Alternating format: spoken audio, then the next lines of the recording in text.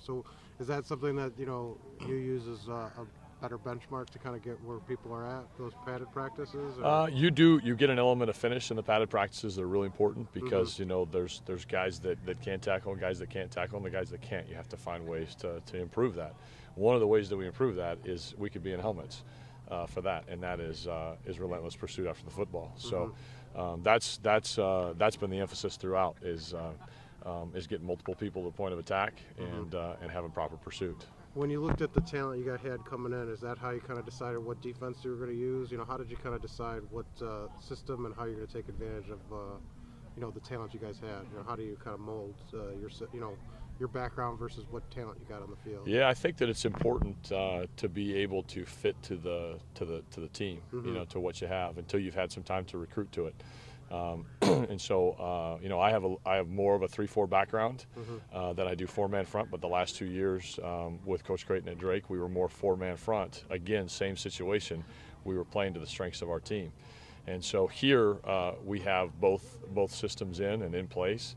And based on health and depth, we're going to be able to put our best 11 on the field in the given situations. We have to match the best of what an offense has given us, too. So sometimes that'll dictate, whether you have a nickel on the field or, an extra defensive back beyond that, But front-wise, we have both, concepts, 30 and 40-man fronts in. Sure.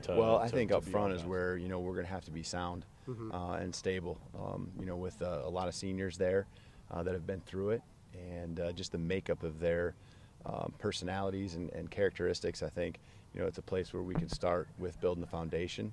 Our skill positions, at running back with Bronson and Brummy and Darius Jackson.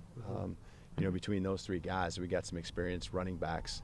And getting all of them on the field is the thing that we're working on right now, to where there isn't just one of them. We can use multiple guys. That line, when you have an experience, you're bringing in something new, but does that make you feel more confident that they'll be able to pick it up a little quicker, that you might be able to start ahead of the game, since you guys you're not starting 5 new guys or even 4 new guys? You got almost the entire line back. Right. Yeah. We were at ease a little bit more because of that. We're trying to get the best 5 on the field, and filling 1 or 2 of those spots is still kind of a question in our mind, and how we're going to do that with the best 5.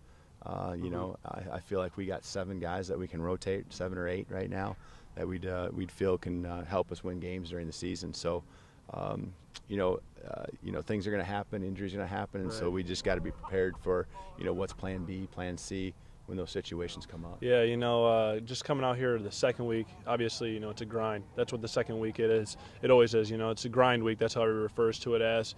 First week's a little slow. This week's gone by fast, actually, because you're actually playing, you're actually doing all these things. You have your schemes in.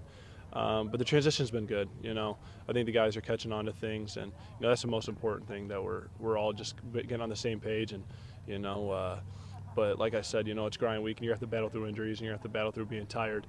That's what it takes. So you got a good view of the offense. What's the biggest leap you kind of made in these last 2 weeks? Where do you think when you started to now, where are you guys better? What do you think kind of jumps out at you? I would say our tempo. We're getting a lot more plays off. I think guys are lining up quicker. We're getting the ball snapped before defense is even ready. And main thing is just, for me, is knowing, all concepts, where to get the ball out to as fast as possible. That's one thing, that's been a big jump from, spring ball to now, and even from week 1 to week 2. You understand to take what's there and take what they give you, as opposed to trying to make a play. You kind of let the game. We accept that as a challenge. We love it. We like being able to run the ball, and that's something that every lineman loves to do, is just to pound the rock. But learning new passing schemes haven't been too difficult for us to do. But we look at it as a challenge, and something that we want to be able to do is be able to protect the pocket, and that's something we've been able to pick up pretty well. And you feel, you got a talented group of running backs behind you. I mean, does that motivate you guys to fire out on those blocks a little harder? Yeah, as an offensive lineman, it's so exciting to know you have a back. You have multiple backs. Some will dance around defenders and make them look silly, and then other backs will pound it up in there and make some linebackers feel some pain. So it's awesome to fire off the ball. What were your impressions of Coach? He's a great guy. He's fiery. He's always jumping around. I think he's the first coach I've ever seen do an up-down in practice. So, that was a good thing. Yeah, and the competition itself, obviously you jump in, you're a little behind just because of the, transfer paperwork and all that. You know, what'd you feel that first couple of days? First couple of days, I was fine. I mean, it sounds cliche, but you always want to be taking mental reps, even though I wasn't actually out there throwing the ball. I was sitting back and kind of observing and seeing what I should be doing myself when I do get out there. So not just that, but everybody else, what I saw from them, I think that I was able to kind of talk to them and see what they should be doing different and kind of fill it out before I actually put in the equipment. He's a good guy, and I think that's important that we know that as players, that this guy cares about us and he wants the best for us on and off the field. So that was my first impression. Yeah, well, he's a kind of an offensive guy, but he's been right there with the defense. What does he kind of focus on with you guys? Well, he focuses on being vocal and effort, because you know those are the two important things. If even if we're wrong, if we're communicating what we're doing to the front end and the back end from the linebacker position, we'll make things correct. And defensive line and the defensive backfield, where are those at? Those position groups at compared to last year? Feel like you're going to be a little stronger there? Or yes. What's your kind of sense of those guys? Yes, sir. I think that we're going to be stronger on both ends. We're going to be more experienced. We learned from our mistakes last year, watched film, seeing how we could do or what we can do to get better. And those things are going to be what makes us the difference from last year. Difference defensively from the first week of training camp to the second?